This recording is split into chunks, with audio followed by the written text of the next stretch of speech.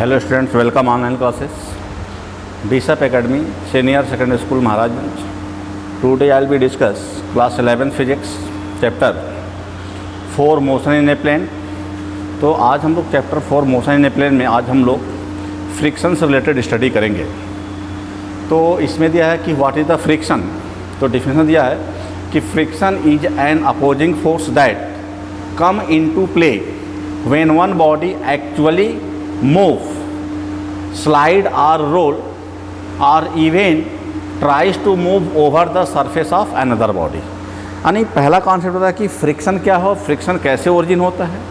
तो फ्रिक्शन के लिए किसी भी दो बॉडी का होना ज़रूरी है, in which one body they are the roll over to another body and that means one body are come into contact to another body and they are moved, slide or roll down to another body of surface। in this case friction भी arise। और ये कहा जाए कि friction is also oppose to the motion. तो ये frictional force oppose even the attempt sliding rolling of a body over a surface when there is no attempt at the sliding rolling there is no friction.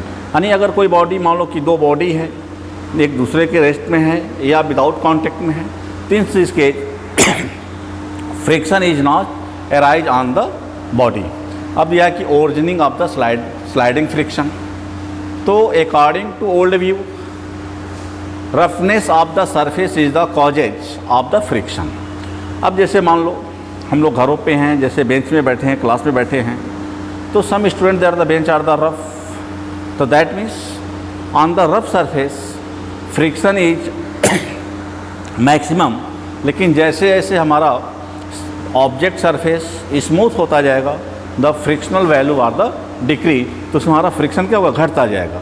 तो modern view of the friction क्या दिया हुआ है, it is that arise on the account of the strong atomic are the molecular force of attraction between the to surface at the position of actual contact. तो world view और new view में दिया हुआ है कि हम उसमें atomic force से कंपेयर करते हैं, न्यूक्लियर फोर्स भी हो सकता है। तो ये बहुत सारे कॉन्सेप्ट इसमें हमारे चलते हैं। अब इसमें दिया हुआ है कि एक्चुअली जो फ्रिक्शंस हमारे हैं, तो फ्रिक्शन को अगर हम क्लियरिफाई करें तो इसमें दो तरह के हम लोग फ्रिक्शन पे पहले डिस्कस करेंगे, external friction and internal friction. तो एक्सटर्नल फ्रिक्शन क्या होता है, तो external friction which arise when two body in the contact with each other try to move or there is and actual relative motion between the two body. अगर दो body relative motion के form होते हैं, तो in this case the friction भी arise on the body are the known as external friction. और internal friction क्या होता है कि विच arise on the account of the relative motion between the every two layers of the liquid. तो when, अब जब layer by layer पर हम बात करेंगे तो they are the term of the internal friction. लेकिन अगर one body they are the cover to another body and they are the move one body to another body and come into the contact of the surface, they are the known as external friction। तो अब यहाँ पे friction के to form हमने बात किया, internal and external. अब इसके बाद हमारे टर्म्स आते हैं कि what is the causes of the static friction, limiting friction, kinetic friction. Kinetic को हम लोग स्लाइडिंग फ्रिक्शन भी कहते हैं and rolling friction. They are the different type of the friction. तो इसमें हमारा पहला टर्म्स आता है स्टैटिक फ्रिक्शन। क्या है, तो जैसा कि फिगर में दिख रहा है कि when one body they are the cover on a horizontal smooth and they are the push by a effort force, P से डिनोट किया गया है। तो अब ये कह रहा है कि जब हम इसको इधर खींचेंगे तो ये है कि फ्रिक्शन भी work against to motion. Friction जो होता है वो मोशन के अगेंस्ट काम करता है। तो इन दिस केस फ्रिक्शन भी oppose to the motion of the effort. तो इफर्ट हमने जो यूज किया है उसके अपोजिट क्या हो गया, यहाँ पे कैपिटल एफ जो सिंबल है वो किसका चल रहा है, फ्रिक्शनल फोर्स का सिंबल चल रहा है। और जब स्मॉल एफ लिखेंगे तो वहाँ पे मैग्नीट्यूड ऑफ द फोर्स यानी वो टोटल फोर्स की हम बात करेंगे। तो that means when one body, अब यहाँ पे जो बॉडी है, तो बॉडी जब हम रखेंगे तो उसका वेट mg क्या होगा, डाउनवर्ड काम करेगा और ये इसका सेंटर हो गया। तो जब weight be work in downward direction तो that means another force, they are the known as normal reaction force. क्या कहते हैं इसको, normal reaction force, they are the denoted by capital R. तो नॉर्मल रिएक्शन फोर्स भी also opposite to the weight of body, और इस case में जो R की वैल्यू होगा तो हो जाएगा R इक्वल टू mg, और दूसरा केस में हो जाएगा कि जितना हम एफर्ट यूज़ किए हैं they are the be equal to amount of the frictional force. तो ये दो टर्म इसमें बहुत इंपॉर्टेंट है, normal reaction force, weight and effort. अब इसमें दिया कि स्टैटिक फ्रिक्शन क्या होता है, तो पहले हम स्टैटिक फ्रिक्शन से स्टार्ट करते हैं। तो स्टैटिक फ्रिक्शन होता है कि the opposing force that come into the play when one body tend to move over the surface of another but the actual motion has it not start in the called static friction. अब जैसे मान लो student हैं, तो मान लो your bags put on the bench, तो that means bench and your bag both are the in the form of the rest, but apply it some force by which your bag be come into the form of the motion. So that means your bag be start to the motion, that means it are the known as the static friction. तो उस cage में जो हमारा वह cage होता है वह क्या होता है, स्टैटिक फ्रिक्शन का होता है। The static friction does not exist by the itself, और यह एक्सटर्नल फोर्स स्वयं अपने आप को मोमेंट में लाने की कोशिश नहीं करता है। When there is no applied force, कि जब तक उस पर हम कोई फोर्स ना यूज करें।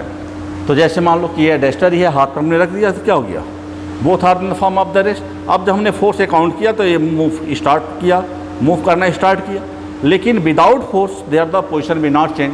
तो in this case the friction will arise between the palm hands and duster is the known as the example of static friction. दूसरा हमारा होता है लिमिटिंग फ्रिक्शन। तो लिमिटिंग फ्रिक्शन, जैसे सेकेंड हमारा पॉइंट है लिमिटिंग फ्रिक्शन। तो लिमिटिंग फ्रिक्शन का मीनिंग क्या होता है, तो लिमिटिंग फ्रिक्शन होता है, limiting friction is the maximum opposing force that come into the play when one body is the just at the range of moving over the surface of the other body. यानी अब limiting मतलब जैसे मान लो ये हमने duster रखा हुआ है, तो अब इसको मोशन में लाने के लिए जो मिनिमम रिक्वायर्ड फोर्स होगा तो वह हमारे केस को क्या होगा, लिमिटिंग फ्रिक्शन का कहलाएगा। तो लिमिटिंग फ्रिक्शन होता है कि that means force oppose on the body by which then one body they are the start to the move to another surface of body, they are the known as the limiting friction. तो हमने दो friction की बात की अभी, static friction and limiting friction. इसके बाद हमारा आता है काइनेटिक फ्रिक्शन। काइनेटिक फ्रिक्शन को हम लोग स्लाइडिंग फ्रिक्शन भी कहते हैं। तो काइनेटिक फ्रिक्शन का मतलब क्या हो गया कि काइनेटिक फ्रिक्शन और dynamic friction is the opposing force that come into play when one body is actually moving over the surface of another body।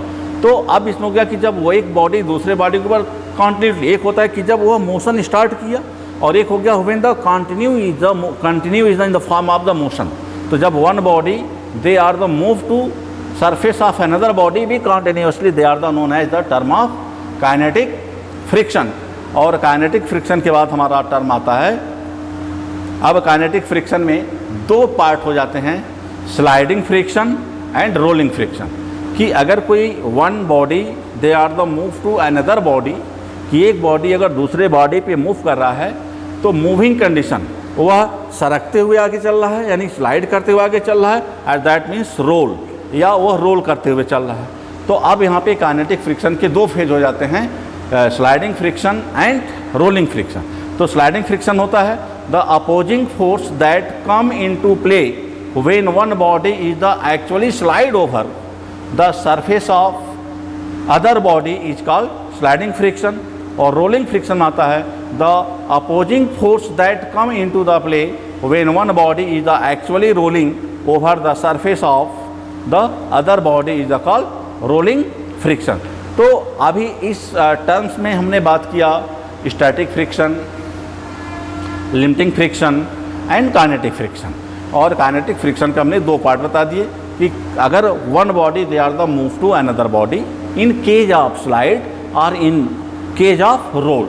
तो जैसे मान लो कि एक बॉल है, एक बॉल को हम ग्राउंड पर रख करके किक करते हैं, तो ग्राउंड को लगातार क्या करता है, अपने सरफेस को ऐसे मूव करते हुए चलता है, तो रोलिंग फ्रिक्शन के एग्जाम्पल हो गया।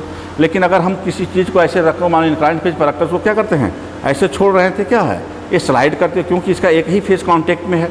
तो that means they are the known as example of the sliding friction और यही चीज़ जब ऐसे रोल करते हुए चल रहा है, जैसे मान लो ये चाक है, अब चाक को हमने इस पर रख दिया ऐसे, तो अभी क्या कर रहा है, रोल कर रहा है, तो ये रोल कर रहा है, they are the known as the example of rolling friction. तो that means they are the type of the friction. Friction, what is the friction? External friction, internal friction. After they are the categorize the friction, static friction, limiting friction and kinetic friction. Again, kinetic friction be divided into two parts, static sliding friction and rolling friction. Thank you for watching this video, and the next video we are discuss the how to calculate the coefficient of friction. Thank you.